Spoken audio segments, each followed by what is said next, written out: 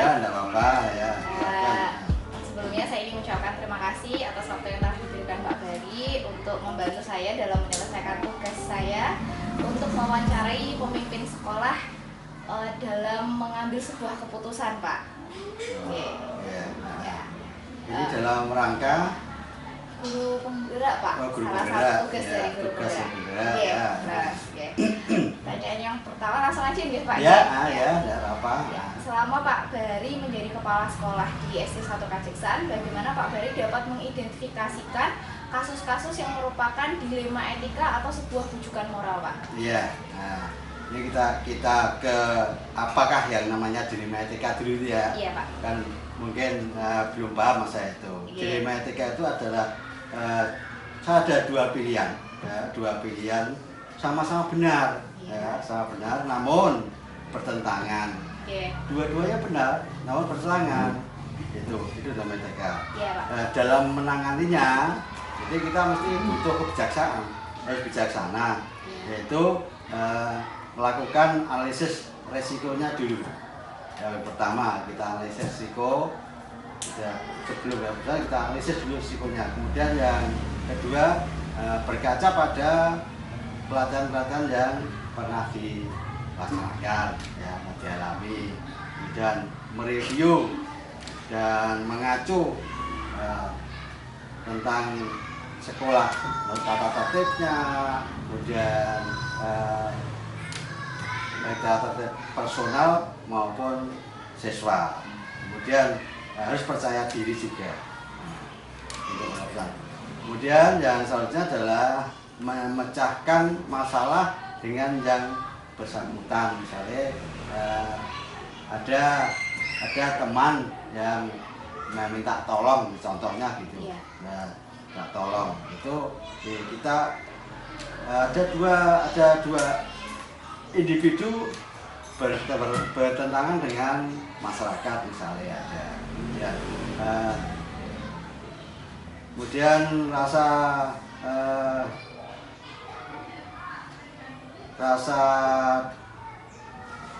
percaya diri dengan rasa kasihan, kemudian kebenaran dengan kesetiaan.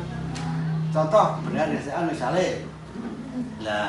misalnya ada seorang guru yang mau izin, karena kebetulan guru itu ada kepentingan yang sangat penting, misalkan anaknya sakit.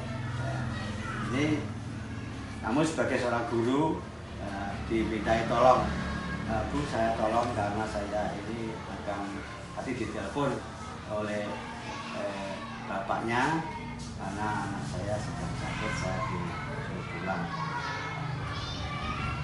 Tolong gantikan kelas saya sebentar. Kebetulan Bu Saras itu jam kosong. Terjadi dilema. Ini saya menghadap ke kepala sekolah dulu apa tidak? Gitu. Jadi itu maka yang timbul itu keputusannya adalah harus menolong, harus ikut menolong ibu itu yang mau pulang, karena yang di sisi lain dia itu kepentingannya sangat penting karena anaknya sakit ya. Kemudian yang kedua nanti kalau bilang kepada kepala sekolahnya tidak mengizinkan ya, itu makanya beranikan diri untuk menghadap kepala sekolah, ya, dua-duanya menghadap kepala sekolah diceritakan kondisinya. Mungkin kepala sekolah dan kebijaksanaan. Cara menghadapi seperti itu, ya, itulah yang menghadapi dilema etika. Ya. Pengambilan keputusan di sekolah Pak Bari, terutama untuk kasus-kasus di mana ada dua kepentingan yang sama-sama benar atau sama-sama mengandung nilai kebajikan. Nah, itu tadi yang sudah saya sampaikan. Iya. Seperti itu. Jadi kita pertimbangkan. Jadi mana yang sangat urgent, sangat urgent itu kita utamakan dulu. Jadi yang urgent kita utamakan, tapi jangan sampai merugikan yang lain. Nah, seperti itu.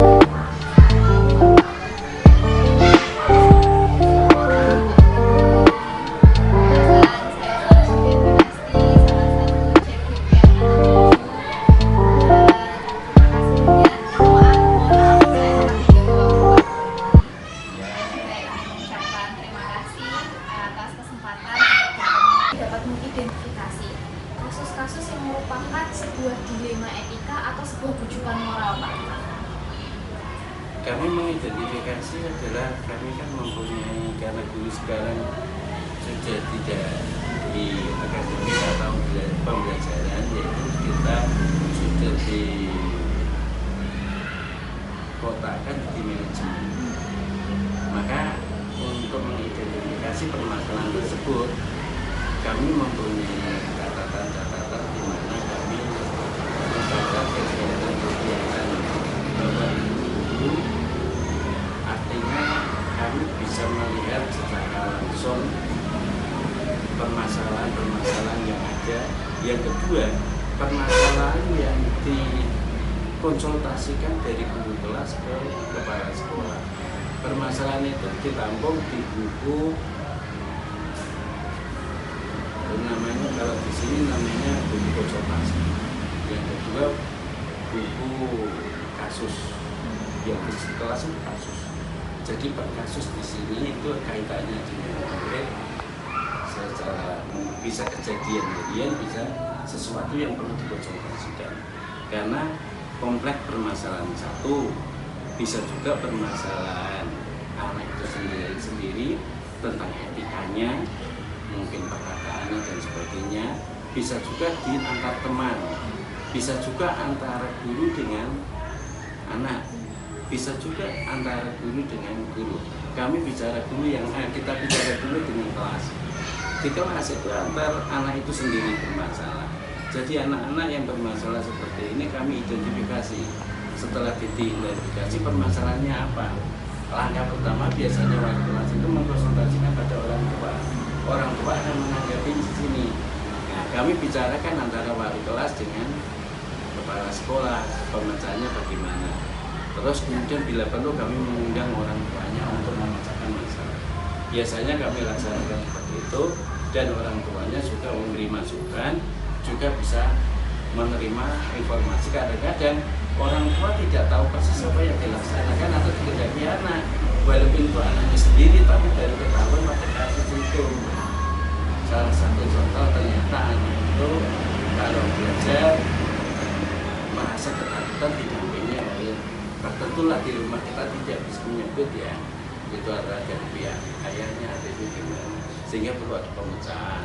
Kemudian kasus sana dengan anak ini juga sama, tadi tentang etikanya seperti itu. Kami juga harus mengkritik seperti anak-anak berkata seperti ini, yang ini tidak menerima, kemudian nyampailah kepada orang tuanya, karena di sekolah itu ada grup WA yang dia kemudian bisa runyam kalau tidak segera diselesaikan. Maka kami identifikasi permasalahan itu jangan sampai ada masalah kecil menjadi besar.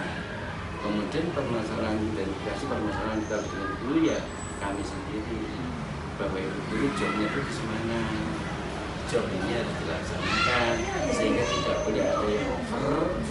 Misalnya guru kelas ini harus membijaksani, ada yang kelas lain ini kan lebih di luar, sehingga kami perlu mengidentifikasi, perlu ada pembinaan apabila tidak bisa dilaksanakan di sini, kebanyakan kami selesaikan di sini. Dan untuk penyelesaian seperti ini biasanya juga kami konsultasi dengan atasan saya yang berbuat kepentingan. Begitu juga apabila ada masukan dari luar juga seperti itu. Jadi mengidentifikasi secara dari etika-etika atau apapun yang ada di sekolah ini, kami mengidentifikasi dari berbagai cara. Tidak bisa kita menggunakan satu cara ini. Jadi pendekatannya bisa sosial. Kami secara mungkin kalau kita kan kecil pakai angket gitu. Kalau kita mau supervisi juga sekalian saya mengidentifikasi, sehingga kalau masalah akademik kami masukkan dalam identifikasi, kalau supervisi, kalau masalah sosial lain kami punya cara tersendiri.